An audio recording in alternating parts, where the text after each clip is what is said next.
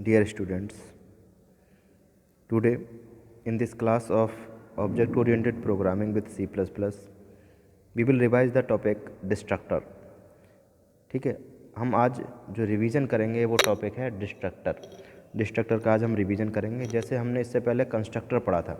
Constructor का काम क्या था, किसी भी कंस्ट्रक्टर एक मेंबर फंक्शन था, ऐसे ही डिस्ट्रक्टर भी एक मेंबर फंक्शन है. ठीक है, कंस्ट्रक्टर का काम था किसी भी ऑब्जेक्ट के अकॉर्डिंग कंस्ट्रक्ट होना या ऑब्जेक्ट की वैल्यू को कंस्ट्रक्ट करना किसी दूसरे ऑब्जेक्ट में. ठीक है, डिस्ट्रक्टर क्या है कि मेमोरी एलोकेट हुई है जो दूसरे ऑब्जेक्ट के लिए, उसको डिस्ट्रक्ट करना एलोकेटेड मेमोरी को. आइए इसी को डिटेल में देखेंगे. ठीक है, ये रिवीजन टॉपिक है. इसकी कंप्लीट क्लास मैं आपको बता चुका हूँ जब फिजिकल क्लासेस थी तब. सबसे पहले हम ये जानेंगे डिस्ट्रक्टर होता क्या है. Destructor is a special class function which destroys the object as soon as the scope of object ends. जैसे ही ऑब्जेक्ट का स्कोप एंड हो जाता है और ठीक है, तो उसको ऑब्जेक्ट को डिस्ट्रॉय करने के लिए एक स्पेशल फंक्शन बनाते हैं हम, जिसे डिस्ट्रक्टर कहते हैं. ठीक है, तो डिस्ट्रक्टर भी एक स्पेशल क्लास फंक्शन है या मेंबर फंक्शन है जो किसी भी ऑब्जेक्ट का स्कोप एंड होने के बाद उसे डिस्ट्रॉय करने के लिए यूज़ होता है. The destructor is called automatically by the compiler when the object goes out of scope. जो डिस्ट्रक्टर है वो ऑटोमेटिकली कंपाइलर के द्वारा कॉल किया जाता है जब किसी भी ऑब्जेक्ट का स्कोप कंप्लीट हो जाता है, एंड हो जाता है, तब कंपाइलर डिस्ट्रक्टर को ऑटोमेटिकली कॉल करता है और ऑब्जेक्ट को डिस्ट्रॉय कराता है. The syntax for destructor is same as that for the constructor. जो सिंटैक्स है, मतलब कैसे हम, सिंटैक्स का मतलब पैटर्न, किस पैटर्न पर हम डिस्ट्रक्टर को क्रिएट करेंगे. तो इसका जो सिंटैक्स है वो सेम कंस्ट्रक्टर की तरह है. The class name is use for the name of the destructor. जो क्लास का नाम होगा वही डिस्ट्रक्टर का नाम होगा. With a tilde sign as prefix to it. और इससे पहले इसके प्रीफिक्स में एक टाइल्ड का साइन होगा. ठीक है, जैसा कि स्क्रीन पर आपको दिख रहा है. एक क्लास बनाया है ए पब्लिक, और इसको आगे ए के आगे एक साइन लगा हुआ है, टाइल्ड साइन बोलते हैं उसे.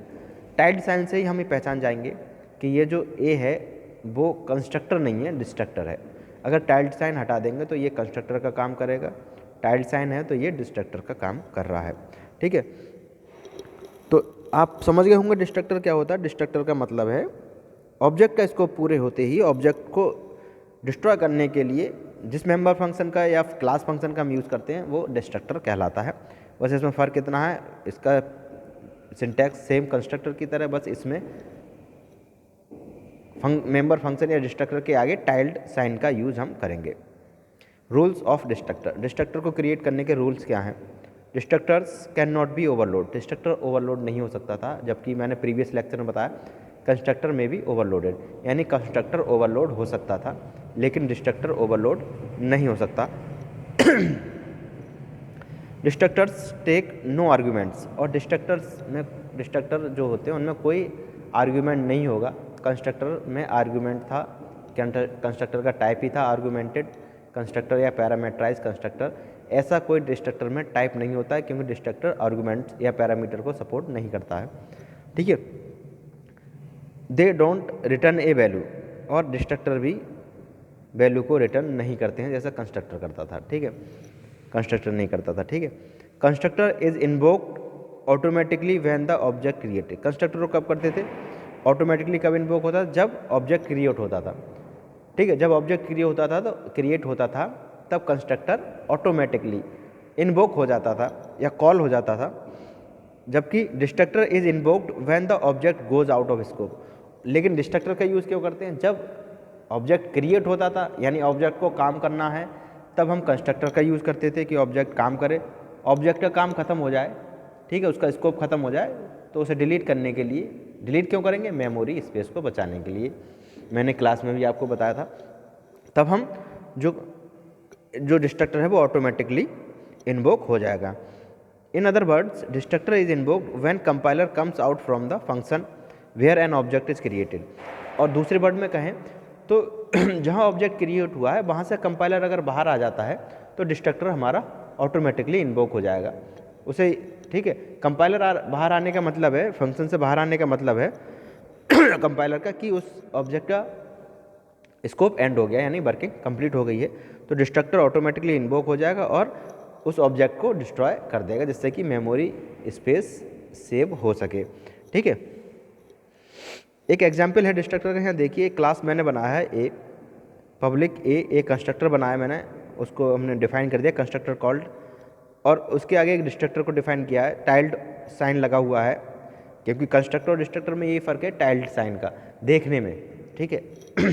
वैसे तो काफ़ी फ़र्क है, अगर देखने के हिसाब से कहें तो जिसके आगे टाइल्ड लगा है वो डिस्ट्रक्टर है और जिसके आगे टाइल्ड नहीं लगा है वो कंस्ट्रक्टर है। तो यहाँ पर एक कंस्ट्रक्टर बनाया है ए और फिर एक डिस्ट्रक्टर भी ए ही बनाया है क्योंकि क्लास ए है, ठीक है। और इस तरीके से मेन फंक्शन में हमने ए को एक ऑब्जेक्ट दिया, ऑब्जेक्ट 1, जैसे ही ए का ऑब्जेक्ट क्रिएट हुआ कंस्ट्रक्टर कॉल हो गया और उसने x equal to 1 if x is a object 2, constructor दोबारा से ऑब्जेक्ट 2 के लिए कॉल हो गया। इनका काम पूरा होते ही जैसे ही ब्रेसेस ये लगी है नीचे फंक्शन वाली ग्रीन कलर की, वो ख़त्म होते ही तो उसे लगा कि कंपाइलर बाहर आ गया है इस मेंबर फंक्शन से, उसने क्या किया, destructor called for object 2 and destructor called for object 1। पहली क्लोजिंग ब्रेसेस पर ऑब्जेक्ट 2 के डिस्ट्रक्ट हो जाएगा डिस्ट्रॉय हो जाएगा, और दूसरी क्लोजिंग ब्रेसेस पर ऑब्जेक्ट 1 डिस्ट्रॉय हो जाएगा। इस तरीके से हमारा डिस्ट्रक्टर कॉल होगा, ठीक है। ये देखिए ये डिस्ट्रक्टर है, इस तरीके से कॉल किया, इसका आउटपुट हुआ कंस्ट्रक्टर कॉल्ड, फिर डिस्ट्रक्टर कॉल्ड, ये आउटपुट आ गया क्योंकि यही हमने प्रिंट कराया था वहाँ, ठीक है। एक अनदर एग्जांपल देखते हैं इसका। एक स्टूडेंट हमने बनाया है क्लास, ठीक है, इसमें इंटीजर टाइप का रोल नंबर, स्ट्रिंग टाइप का नेम और फ्लोट टाइप के मार्क्स हमने लिए हैं। पब्लिक सेक्शन में एक कंस्ट्रक्टर बनाया है स्टूडेंट, जिसके लिए roll number equal to 4, name equal to Adil या XYZ जो भी देना चाहे, मार्क्स इक्वल टू 100 हमने दे दिया। वॉइड डिस्प्ले एक मेंबर फंक्शन बनाया ठीक है, मेंबर फंक्शन के लिए हमने रोल नंबर, मार्क्स और नेम को डिस्प्ले करा दिया है या प्रिंट करा दिया है, और एक डिस्ट्रक्टर बना लिया, स्टूडेंट नाम का ही बनेगा क्योंकि क्लास का नाम स्टूडेंट है, तो डिस्ट्रक्टर और कंस्ट्रक्टर का नाम क्लास के नाम की तरह सेम होता है। टाइल्ड साइन के साथ स्टूडेंट एक हमने डिस्ट्रक्टर बना लिया, और एंड ऑफ द प्रोग्राम ये हमने एक मैसेज दे दिया। अब हम मेन फंक्शन में जाएंगे। एक ऑब्जेक्ट स्टूडेंट के लिए जैसे ही हमने एक ऑब्जेक्ट बनाया एस क्रिएट किया तो हमारा कंस्ट्रक्टर कॉल हो जाएगा, कंस्ट्रक्टर क्या, स्टूडेंट कॉल हो जाएगा और अपनी सारी प्रोसेसिंग एस के रिगार्डिंग करने लगेगा। एस डिस्प्ले, यानी डिस्प्ले क्या करना, रोल नंबर, नेम और मार्क्स वो डिस्प्ले हो जाएंगे इस ऑब्जेक्ट के थ्रू, ठीक है। और जैसे ही ब्रेसेस बंद हुए डिस्ट्रक्टर आ जाएगा, तो डिस्ट्रक्टर आके क्या प्रिंट करेगा, एंड ऑफ द प्रोग्राम, जो कि इसने यहाँ आउटपुट में प्रिंट कर दिया है, ठीक है। इस तरीके से हम इसे करेंगे। अब बात करते हैं डिस्ट्रक्टर के बारे में, कुछ मेन पॉइंट्स के बारे में, ठीक है। व्हेन इज डिस्ट्रक्टर कॉल्ड, यानी डिस्ट्रक्टर कब कॉल किया जाएगा, ठीक है।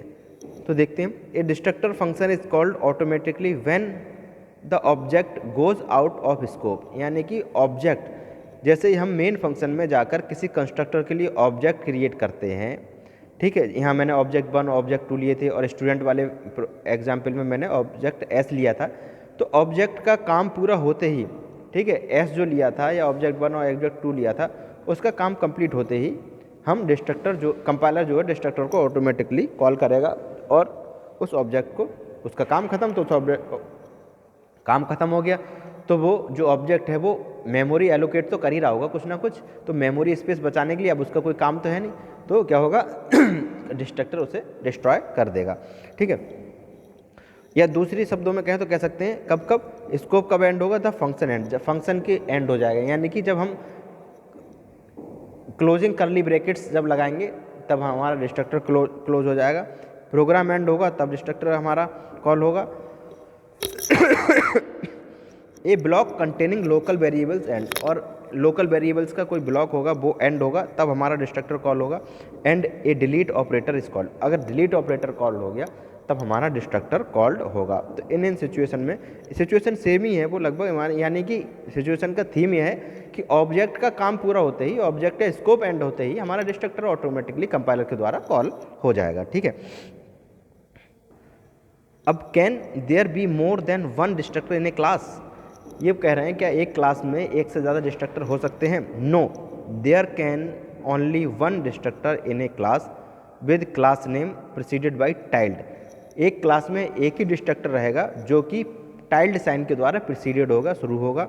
No parameters and no return type, ना डिस्ट्रक्टर में पैरामीटर होगा कोई, ना ही कोई रिटर्न टाइप होगा। ठीक है, क्लियर? यानी कि एक क्लास में एक ही डिस्ट्रक्टर हमारा कॉल हो सकता है। ठीक है। Next, when do we need to write a user defined destructor, क्या हमें एक यूजर डिफाइंड डिस्ट्रक्टर को राइट करने की ज़रूरत पड़ेगी या कब पड़ती है ज़रूरत? If we don't not write our own destructor in class, अगर हम क्लास में अपना डिस्ट्रक्टर नहीं लिखेंगे, compiler creates a default destructor for us. तो कंपाइलर क्या करेगा, हमने अगर मान लो डिस्ट्रक्टर डिफाइन नहीं किया तो कंपाइलर एक अपना ही डिस्ट्रक्टर डिफाइन कर देगा। ठीक है, default destructor. The default destructor bugs fine unless we have dynamically allocated memory और पॉइंटर इन क्लास। तो जो डिफ़ॉल्ट डिस्ट्रक्टर है वो क्या करेगा, बिल्कुल हम जो यूजर डिफाइंड डिस्ट्रक्टर उसी की तरह वर्क करेगा और एलोकेटेड मेमोरी और को क्या करेगा, डायनामिकली कम करता रहेगा, डिस्ट्रक्ट करेगा, जैसे पॉइंटर या पॉइंटर को। When a class contains a pointer to memory allocate in a class, जब अगर कोई पॉइंटर मेमोरी एलोकेट कर रहा है तो पॉइंटर को डिस्ट्रक्ट करेगा, वो डिस्ट्रॉय करेगा। We should write a destructor to release memory before the class instance in destroyed. तो हमें डिस्ट्रक्टर के द्वारा डिस्ट्रक्टर को क्या मेमोरी रिलीज करनी है ये क्लास में डिस्ट्रॉय करने से पहले लिखना चाहिए। ठीक है, this must be done to avoid memory leak. इससे क्या होगा, मेमोरी लीक हम अवॉइड कर सकते हैं। तो स्टूडेंट्स, आज के वीडियो लेक्चर में इतना ही। Okay, thank you students.